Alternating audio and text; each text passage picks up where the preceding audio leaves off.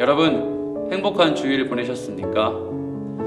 저는 오늘도 어제 있었던 주일의 예배와 주일의 예배 현장의 분위기 속에 참 먹먹하고 아쉬운 마음을 금할 수가 없습니다. 언제쯤 청년들이, 언제쯤 성도님들이 이 예배당 가득히 차서 함께 주님을 찬양하고 예배할 수 있을까? 텅 빈 예배당을 보며 한가로운 주위에 교회 주변을 보며 하나님을 향한 기도가 절로 나왔습니다. 하나님, 이 사태를 속히 종식시켜 주시옵소서. 이 영상을 보시며 우리 함께 이 코로나19 사태를 위해서 오늘도 함께 기도하는 마음으로 말씀을 묵상하시길 바라겠습니다. 자, 이제 우리 큐피트는 오늘과 내일 2번의 영상 업로드만 남아 있습니다. 더 하고 싶지만 여러분 스스로 말씀을 묵상하는 도우미 역할 충분히 했다고 생각합니다. 남은 2번의 영상을 통해 힘써 말씀 묵상하시고 또 기회가 된다면 큐피트의 시즌2라고 하면 좋을까요? 그런 도우미 역할로 여러분과 함께 말씀의 묵상을 할 수 있었으면 좋겠습니다. 함께 우리 말씀을 오늘도 한번 살펴보죠. 오늘 말씀은 요한복음의 10장 22절부터 29절까지의 말씀입니다. 오늘 말씀도 목자와 양의 관계, 선한 목자이시며 양의 문이 되시는 예수님과 양들의 관계에서 이어지고 있는 본문입니다. 우리 함께 화면을 살펴보시며 말씀을 읽어보겠습니다. 예루살렘의 수전절이 이르니 때는 겨울이라. 예수께서 성전 안 솔로몬 행각에서 거니시니 유대인들이 애워싸고 이르되 당신이 언제까지나 우리 마음을 의혹하게 하려 하나이까? 그리스도이면 밝히 말씀하소서 하니 예수께서 대답하시되 내가 너희에게 말하였으되 믿지 아니하는도다. 내가 내 아버지의 이름으로 행하는 일들이 나를 증거하는 것이거늘 너희가 내 양이 아님으로 믿지 아니하는도다. 내 양은 내 음성을 들으며 나는 그들을 알며 그들은 나를 따르느니라. 내가 그들에게 영생을 주노니 영원히 멸망하지 아니할 것이요 또 그들을 내 손에서 빼앗을 자가 없느니라. 그들을 주신 내 아버지는 만물보다 크심에 아무도 아버지의 손에서 빼앗을 수 없느니라. 아멘.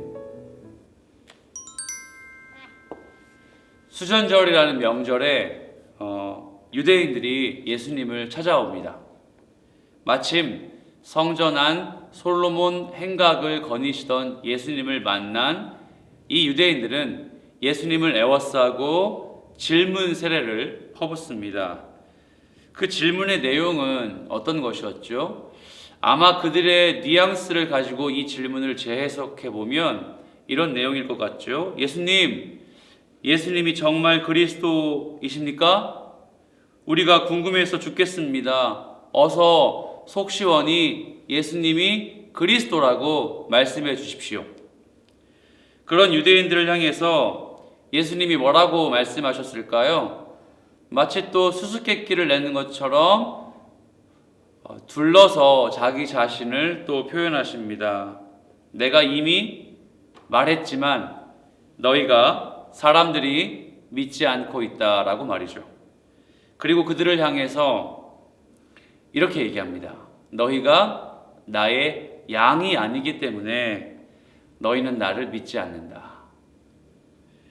그런데 이 이야기를 듣고 있는 유대인들과는 다르게 또 이렇게 말씀하셨죠. 너희와 다른 그 어떤 사람들은 내 양이기 때문에 내 음성을 듣고 나를 따른다라고 말이죠. 그들에게 예수님은 어떤 분이라고 말씀하십니까? 영원한 생명을 주시고 그리고 그 누구도 그 양들을 하나님 아버지 즉 예수님 자신에게서 빼앗아갈 수 없다. 그렇게 본문은 종결됩니다. 자, 본문을 좀 연구해보는 시간을 가져볼까요? 몇 가지 주목할 만한 표현들을 우리가 함께 짚어보겠습니다. 여러분 오늘 본문을 보시면 대번에 눈에 들어온 단어가 느껴지시죠? 바로 수전절입니다. 수전절이라는 유대인들의 명절입니다. 여러분 수전절은 저나 여러분이나 좀 생소한 명절이죠.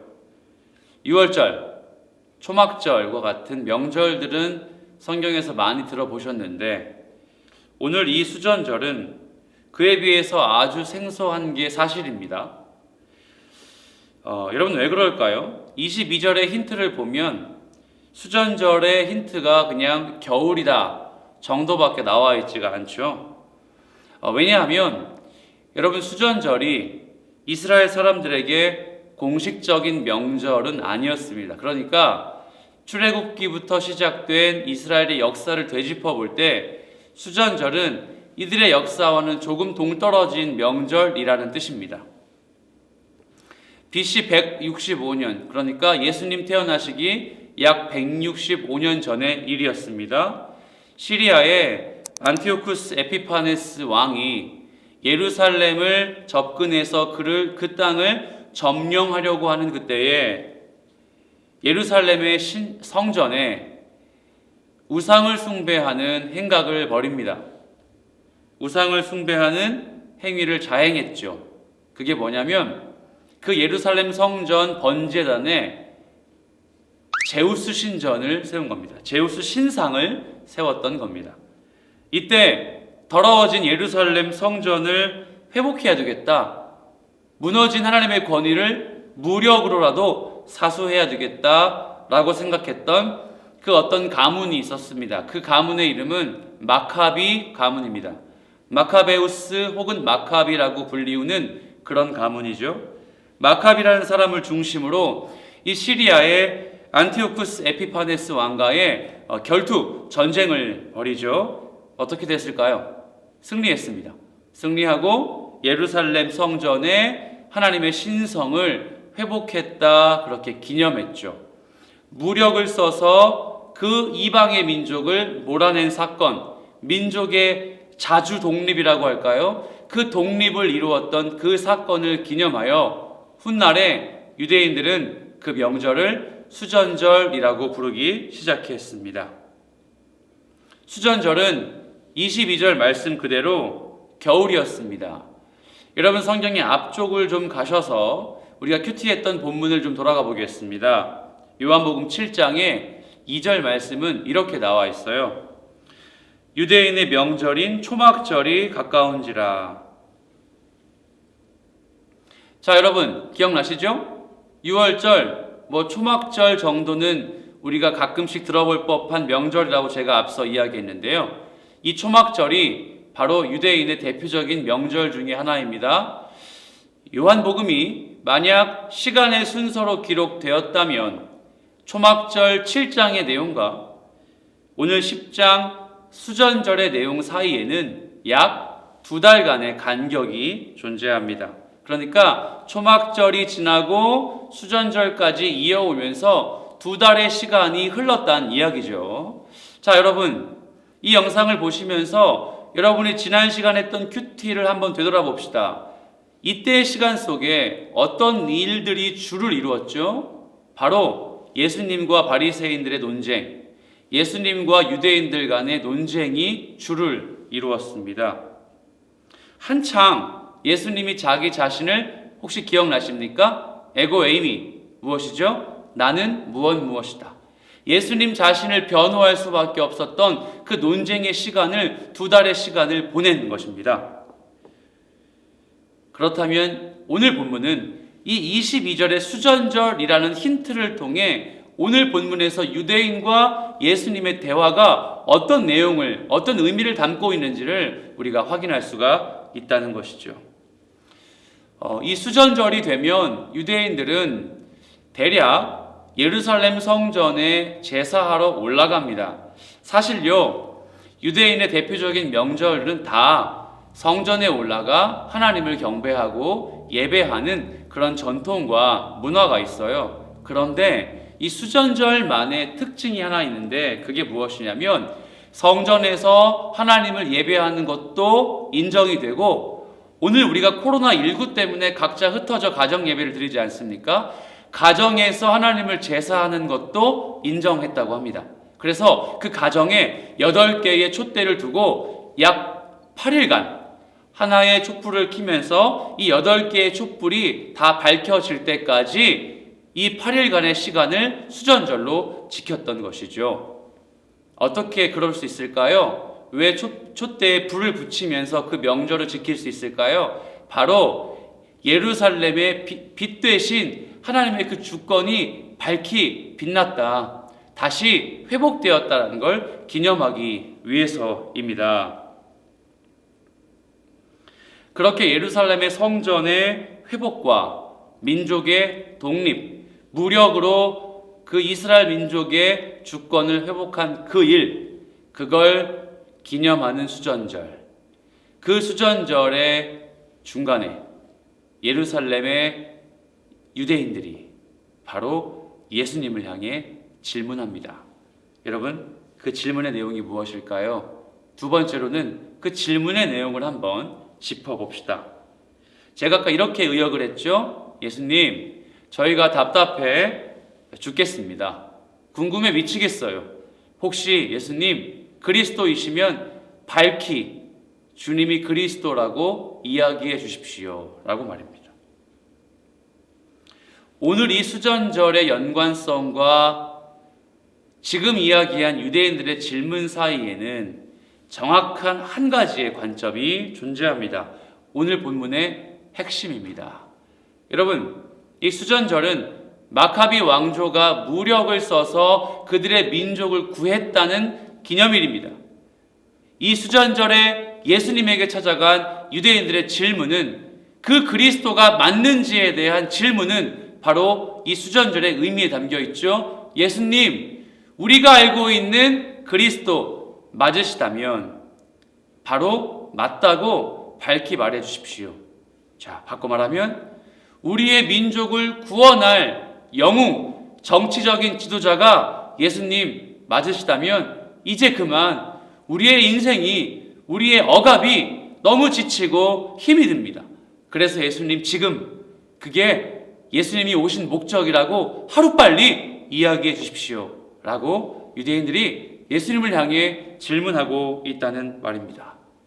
자, 그때 세 번째로 예수님이 이렇게 답하십니다. 25절을 보면 이렇게 나와 있죠. 우리 함께 읽어볼까요?